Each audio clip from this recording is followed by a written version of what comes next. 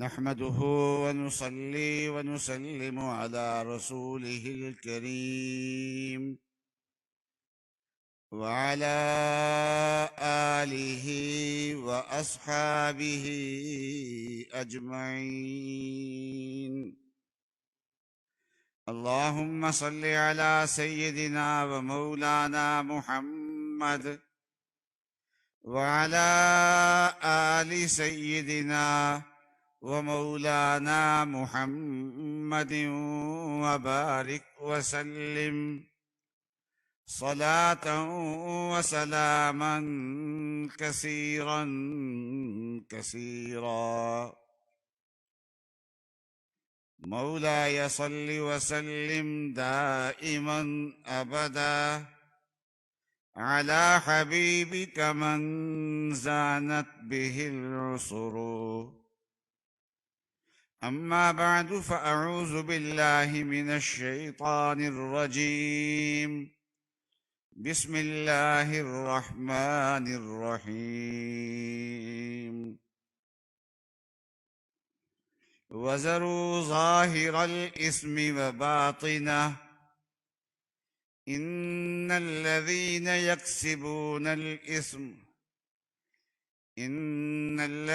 يكسبون الإثم سيجزون بما كانوا يقترفون. صدق الله العظيم وصدق رسوله النبي الكريم. اللہ تعالیٰ کی توفیق سے اور اپنے شیخ کی برکت سے اس وقت اللہ کی یاد سے متعلق باتیں کرنے کی توفیق مل رہی ہے. میرے دادا پیر مسیح الامت حضرت مولانا مسیح اللہ صاحب ایک دن لاہور میں ماڈل ٹاؤن میں مجلس میں ارشاد فرما رہے تھے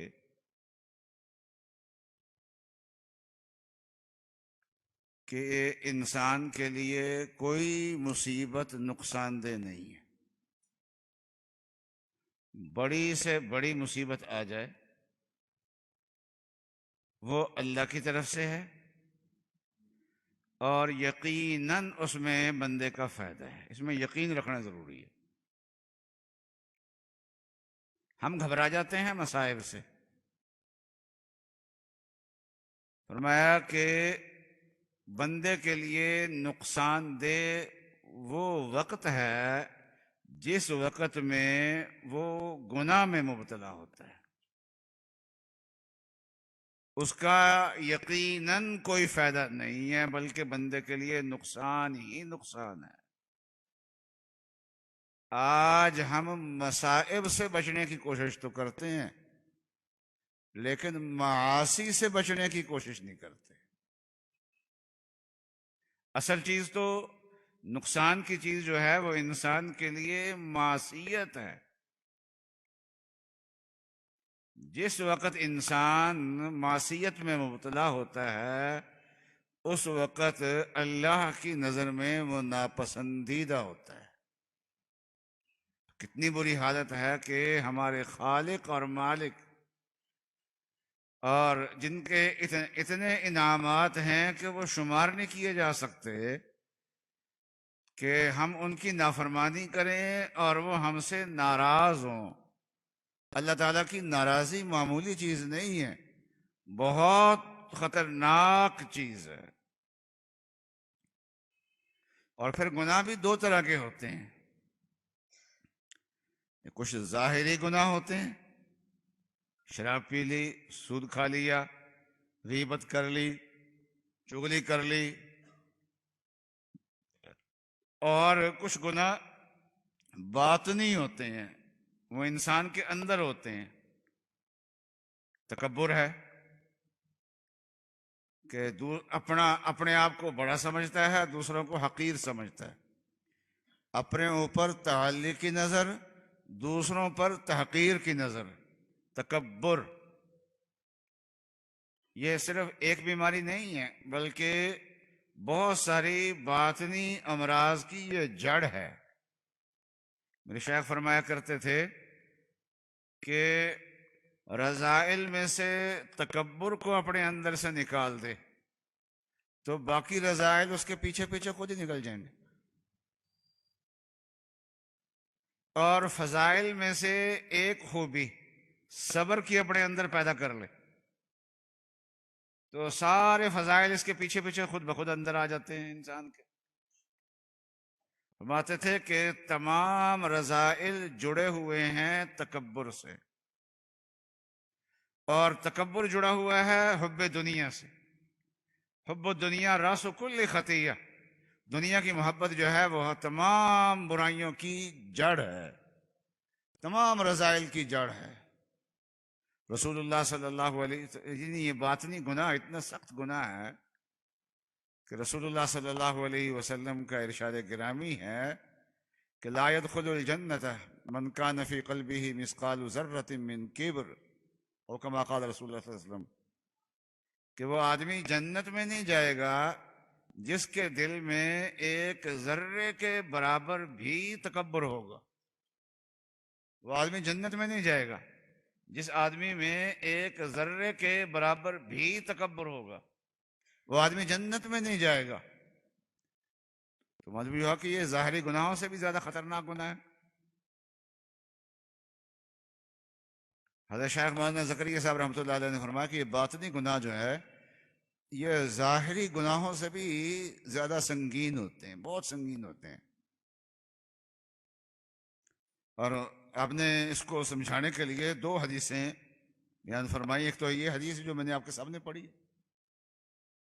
اور ایک اور حدیث ہے کہ ایک موقع پہ رسول اللہ صلی اللہ علیہ وسلم نے ارشاد فرمایا کہ من قال لا الہ الا اللہ دخل الجنہ، جو انسان لا الہ الا اللہ کہے گا وہ جنت میں جائے گا. تو حضرت ابو ذر غفاری فرمانے لگے کہ یا رسول اللہ وَإِن زَنَا وَإِن سَرَقَ، اگرچہ زنا کرے اگرچہ چوری کرے. اب یہ دونوں گناہ جو ہیں یہ ہمارے سامنے بھی بہت سنگین قسم کے گناہ ہیں. حضور نے فرمایا وَإِن زَنَا وَإِن سَرَقَ، اگرچہ وہ دنیا میں چوریاں کرتا رہا ہے، زنا کرتا رہا ہے، لیکن کلمہ گو جو ہے وہ جنت میں ضرور جائے گا. مطلب یہ ہے کہ چاہے سزا بھگت کے جائے چاہے سزا بھگتے بغیر جائے، لیکن جائے گا ضرور.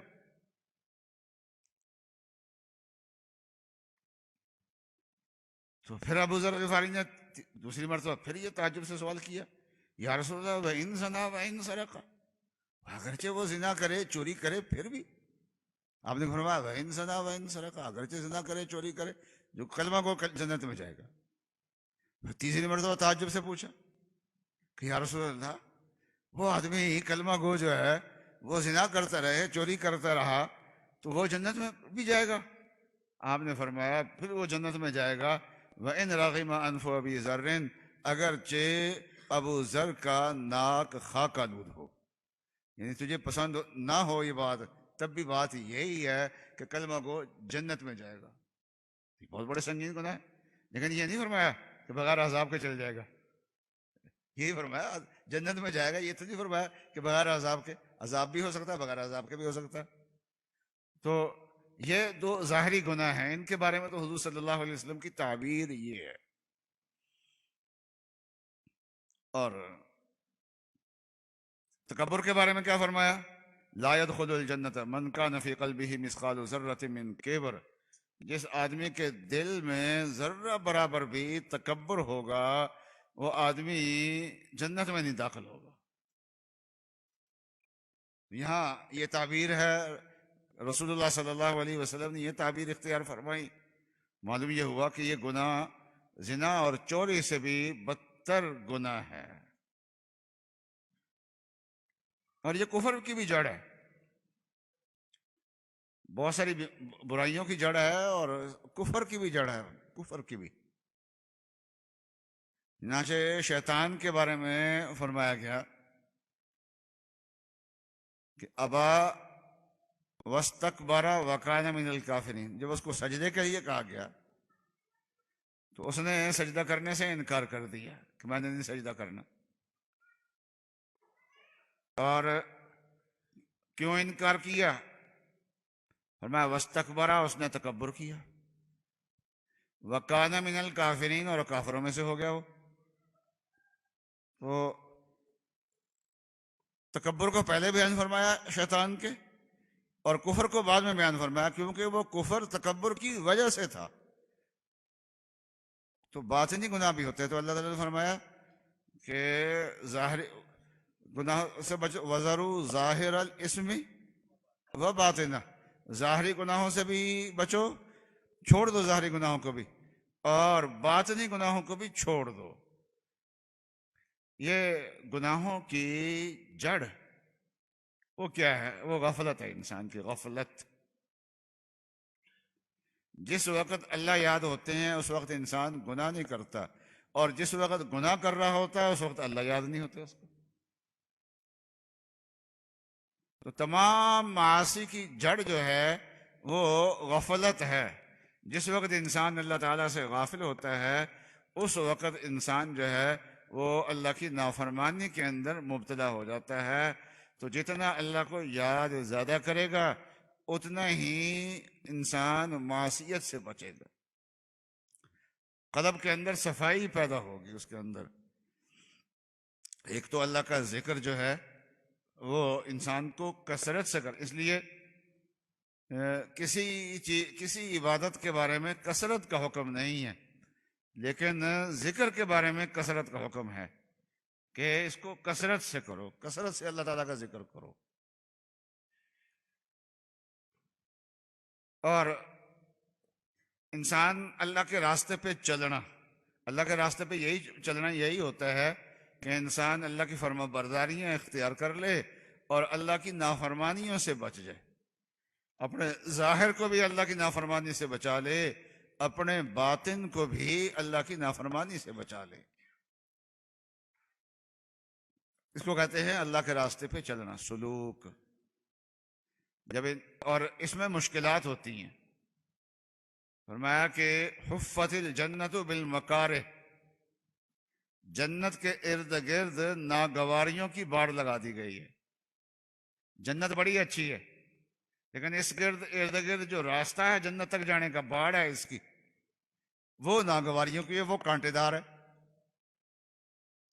چنانچہ جنت کے لیے جو اعمال کرنے پڑتے ہیں اس میں مشقت ہے انسان کو، ناگواریاں ہوتی ہیں اس میں، اور لذتیں انسان کو چھوڑنی پڑتی ہے اس میں، عبادات کرنے کے لیے بھی.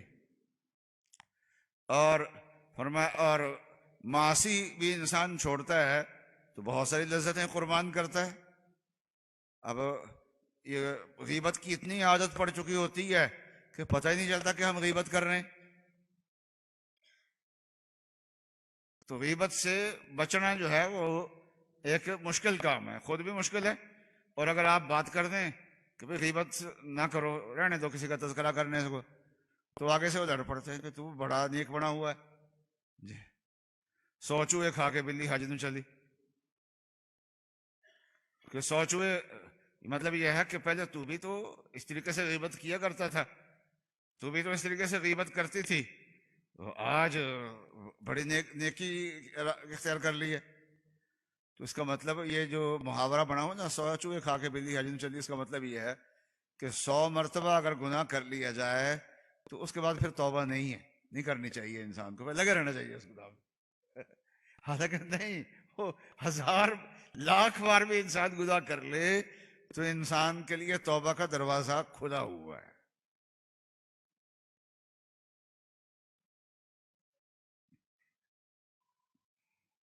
حضرت تھانوی سے کسی نے عرض کیا، حضرت ڈاکٹر عبداللہ صاحب عارفی رحمۃ اللہ علیہ سنا رہے تھے، لگے کہ حضرت تھانوی سے کسی نے عرض کیا کہ حضرت حالت اپنی ٹھیک کرتے ہیں پھر خراب ہو جاتی ہے، ٹھیک کرتے ہیں پھر خراب ہو جاتی ہے، نمازی بنتے ہیں پھر دوبارہ وہ بے نمازی بن جاتے ہیں، اور گناہوں کو چھوڑتے ہیں پھر گناہوں میں ابتلا ہو جاتا ہے، تو اپنی حالت کو ٹھیک کرتے ہیں پھر خراب ہو جاتی ہے.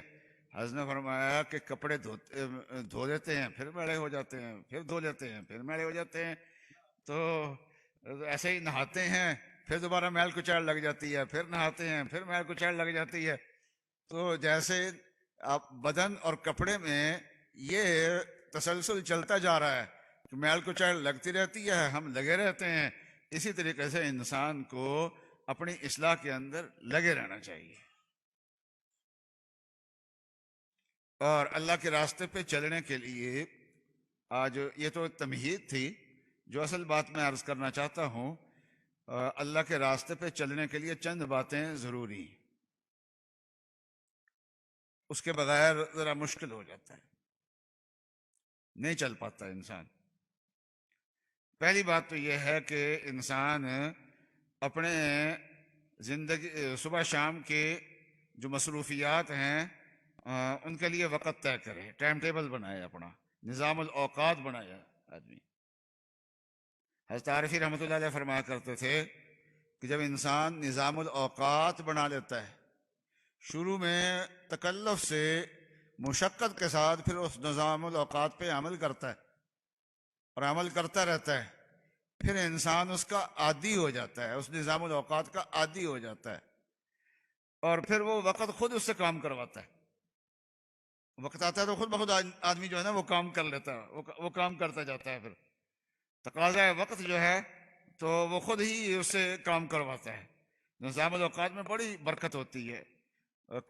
آدمی یہ دیکھیے جو تعلیم کے شعبے سے وابستہ ہوں، چاہے مدارس میں ہوں، چاہے کالج میں ہوں، یونیورسٹی میں ہوں، کہیں بھی ہوں، انہوں نے تجربہ کیا ہوگا کہ جو تعلیم کے ایام ہوتے ہیں ان میں بہت کام ہو جاتے ہیں، اور جو چھٹیوں کے دن ہوتے ہیں نا تو اس میں جتنے، حالانکہ زیادہ کام ہونے چاہیے اس میں، کیونکہ تعلیم سے تو چھٹی ہو گئی ہے تو زیادہ کام ہونے چاہیے، لیکن وہ پہلے جو کام ہو رہے ہوتے ہیں وہ بھی نہیں ہوتے پورے، اس میں سستی ہو جاتی ہے۔ وجہ کیا ہے؟ پہلے ایک نظام الاوقات پہ چل رہا تھا، چھٹیاں ہوئیں، اس نظام الاوقات کو اس نے چھوڑ دیا تو سستی آ گئی ہے، انسان کے اندر آ جاتی ہے۔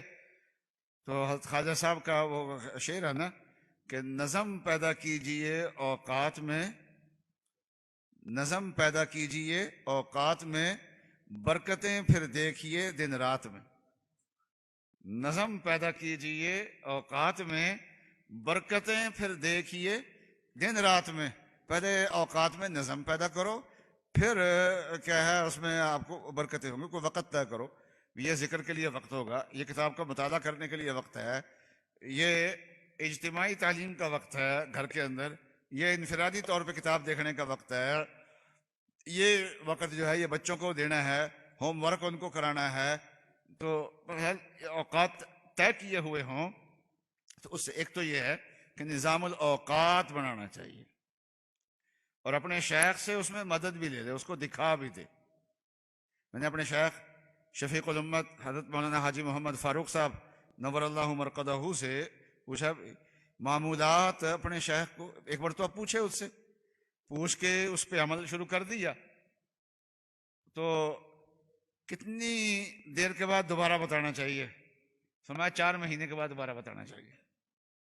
وہ تو ہے عمل ہو رہا ہے، اور اگر عمل نہیں ہو رہا تو پھر پہلے بتانا چاہیے کہ فلاں چیز میں سستی ہو رہی ہے مجھ سے، وہ پھر پہلے بتانا چاہیے۔ تو نظام الاوقات بنائے اور شیخ سے مدد لے اور اس کو اطلاع بھی کرتا رہے۔ شیخ کی بڑی برکات ہوتی ہیں اس تعلق کے۔ آدمی اکیلا چلنا چاہے نا، بے رفیق ہر کشد در راہ عشق، یہ تجربہ کار لوگوں کا کلام ہے، میرا اور آپ کا نہیں ہے۔ بے رفیق ہر کشد در راہ عشق، کہ عشق کے راستے پہ بغیر کسی رفیق کے، بغیر کسی رہبر کے چل پڑے انسان تو منزل تک پہنچنا مشکل ہو جاتا ہے۔ بے رفیق ہر کشد در راہ عشق، عمر بگذشت و نشد آگاہ عشق۔ عمر گزر جائے گی لیکن عشق سے آگاہ نہیں ہوگا۔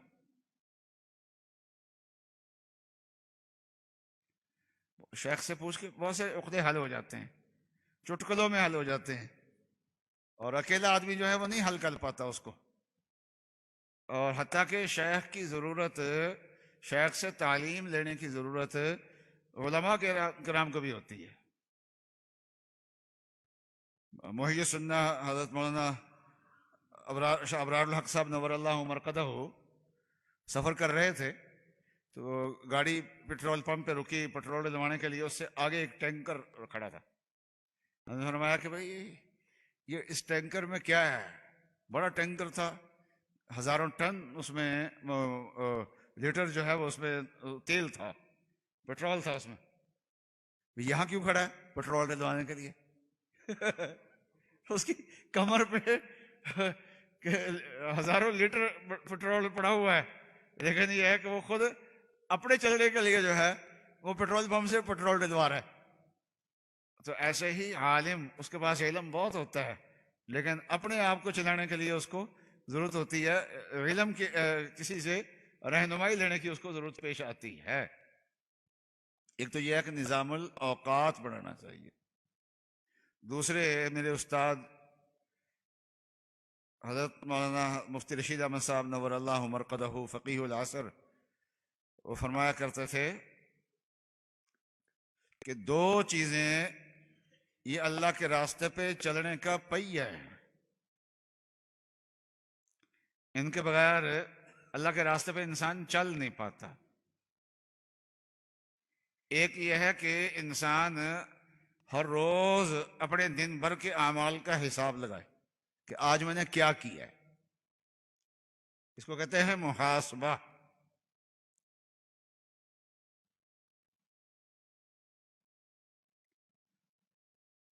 اس کو محاسبہ کہتے ہیں. اپنا محاسبہ کرے صبح سے لے کے شام تک جو میں نے اعمال کیے ہیں، یہ جو اچھے اعمال ہوئے ہیں اس پہ اللہ تعالیٰ کا شکر ادا کرے اور اللہ تعالیٰ سے مزید توفیق مانگے کہ اللہ مزید بھی آپ توفیق عطا فرمانا. اور جو برے اعمال ہیں ان سے توبہ کرے اور ارادہ کرے کہ آج ہو گئے کل کو نہیں ہوں گے. جو دکاندار ہر روز اپنی دکان کا حساب کرتا ہے وہ خسارے میں نہیں جاتا کبھی. آج اگر اونچ نیچ ہو گئی تو کل کو سنبھل جائے گا وہ، اور ایسے وقت گزارتا گیا اور بعد میں حساب کیا تو پھر وہ اس کا خسارہ جو ہے وہ کمر توڑ خسارہ ہوگا اس کا، پھر اس کا سنبھلنا مشکل ہو جاتا ہے. تو اس میں دیر نہیں لگانی چاہیے انسان کو. تو ہر روز کا حساب جو ہے وہ انسان کرتا رہے، اور اگر یہ نہیں کرے گا تو انسان غفلت میں نیکیاں چھوٹ جائیں گی اور برائیوں کے اندر مبتلا ہو جائے گا. بے حسی اس کے اندر پیدا ہو جائے گی، اور بے حسی، غفلت، وہی جو میں نے کہا تمام گناہوں کی جڑ ہے، وہ اس کے اندر پیدا ہو جائے گی. تو ایک تو یہ ہے کہ انسان ہر روز محاسبہ کرے، اور دوسرا یہ ہے کہ موت کا مراقبہ کرے ہر روز. ہماری زندگی جو ہے یہ تو مابعد الموت کے لیے ہے. یہ اللہ تعالیٰ نے جو زندگی دی ہے یہ مرنے کے بعد جو آنے والی زندگی ہے اس کی تیاری کے لیے دی، عطا فرمائی ہے. اس لیے اگر موت کو یاد رکھیں گے تو پھر وہ اعمال کریں گے جو موت کے بعد کام آنے والے ہیں، اور ان چیزوں کو چھوڑیں گے جو مر کے چھوٹنے والی ہیں، ان کو ابھی چھوڑ دیں گے. نہ چھوٹے تو کم از کم دل سے نکال دیں گے. جو آدمی موت کو یاد کرتا ہے وہ کسی اولاد کی خاطر کبھی گناہ نہیں کرے گا، کسی کی خاطر گناہ نہیں کرے گا.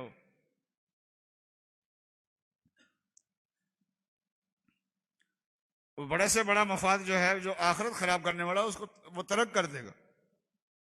موت کو بھول جاتے ہیں. حضور صلی اللہ علیہ وسلم نے فرمایا اکثروا ذکر حازم اللذات الموت، موت کو کثرت سے یاد کرو. اور موت کے ساتھ ایک لفظ ارشاد فرمایا حازم اللذات، لذتوں کو توڑنے والی چیز، لذتوں کو توڑنے والی چیز موت جو ہے اس کو کثرت سے یاد کرو. اصل میں یہ دنیا کے اندر جو اللہ تعالیٰ نے نعمتیں دی ہیں نا، یہ نعمتیں بڑی لذیذ ہیں، یہ بھی اللہ کا انعام ہے. جیسے کھانا اللہ کی نعمت ہے، ایسے ہی اس کھانے کی جو لذت ہے وہ بھی اللہ تعالیٰ کی نعمت ہے. یہ جو لذتیں ہیں نا، لذتیں، یہ بھی اللہ تعالیٰ کا انعام ہے. اللہ تعالیٰ نے دنیا کی چیزوں کے اندر لذتیں رکھی ہیں.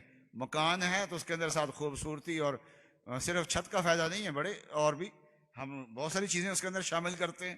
مکان ایسا نہیں بناتے بس صرف سایہ ڈال دیا اور کچھ نہیں. تو ضرورت تو الگ سرک اتنی ہے کہ بارش سے اور گرمی سردی سے بچ جائیں، اتنے کی ضرورت ہوتی ہے نا، لیکن اتنے پہ ہم اکتفا نہیں کرتے. مکان بناتے ہیں تو اچھا بناتے ہیں، اچھے علاقے میں بناتے ہیں، سب کچھ بناتے ہیں، کھانا پینا لباس اور بستر، ان تمام چیزوں میں اللہ تبارک و تعالیٰ نے زینت اور لذت رکھی ہوئی ہے۔ یہ جو لذتیں ہیں نا اور یہ جو زینتیں ہیں یہ انسان کو غافل کر دیتے ہیں۔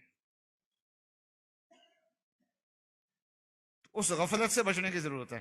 اس کا بچنے کا طریقہ کیا ہے کہ موت کی یاد تھوڑی سی اس میں ملاتے رہو ساتھ ساتھ۔ تو یہ چیزیں جو ہیں، کھانا پینا، فروٹ اور ہر چیز جو فائدہ دینا ہے وہ فائدہ دے گی، لیکن جو اس کا نقصان کا پہلو ہے وہ نہیں ہوگا اس کا، تو وہ دھوکے میں انسان نہیں پڑے گا۔ تو یہ دو چیزیں ہیں، محاسبہ اور مراقبہ۔ ہمارے بعض لوگ کہا کرتے تھے کہ ہمارے استاد حضرت مفتی رشید احمد صاحب نور اللہ مرقدہ سے کہ حضرت وہ محاسبہ مراقبہ بھول جاتا ہے، تو جس چیز نے باقی سارے کام کرانے ہیں اس کو بھی ہم بھول جائیں اگر تو پھر تو بڑی خطرناک بات ہے۔ تو حضرت نے فرمایا کہ پھر میں اس کی گولی دوں گا۔ تو وہ گولی کیا ہے وہ حضرت سے میں نے تو نہیں سنی۔ تو ہمارے ہاں وہ دارالفتائی والی ارشاد میں ایک صاحب تھے، وہ ریٹائرڈ تھے کسی محکمے سے، اور وہاں رہتے تھے، صفائی صفائی بھی کر دیتے تھے، اذان بھی دے لیتے تھے، حضرت سے بیعت بھی تھے۔ کہنے لگے کہ وہ گولی بڑی کڑوی ہے، گولی بڑی کڑوی ہے۔ میں نے کہا بھی بتاؤ وہ کون سی گولی ہے کہ محاسبہ مراقبہ بھول جائے تو وہ گولی حضرت دیتے ہیں، تو وہ گولی کون سی ہے؟ فرمایا کہ میں نے حضرت سے کہا تھا کہ میں محاسبہ اور مراقبہ رات کو سوتے وقت بھول جاتا ہوں۔ تو حضرت نے فرمایا کہ اچھا، کہ اپنے بستر میں چادر کے نیچے ایک پتھر رکھ دو، روڑا رکھ دو، اور محاسبہ مراقبہ کر کے اس کو نکال کے ایک طرف رکھ دو۔ کہنے کہ ایک دن میں بھول گیا محاسبہ اور مراقبہ، اور دھڑام سے لیٹا تو وہ کمر میں چوبا زور سے پتھر۔ تمہارا بزرگ تدبیر بتاتے ہیں، مختلف تدبیریں ہو سکتی، ضروری نہیں ہے کہ سارے یہی تدبیر کیا کرے، لیکن یہ ہے کہ کوئی نہ کوئی تدبیر انسان کو کرنی چاہیے کہ جس چیز نے سارے ہمارے نظام کو درست کرنا ہے وہ بھی ہم چھوڑ کے بیٹھ جائیں تو پھر نظام ہمارا کیسے درست ہوگا؟ اس لیے محاسبہ، مراقبہ، نظام الاوقات، ذکر، یہ چار چیزیں جو ہیں یہ اللہ تعالی ہمیں اس کی توفیق عطا فرمائے۔ وآخر دعوانا ان الحمدللہ رب العالمین۔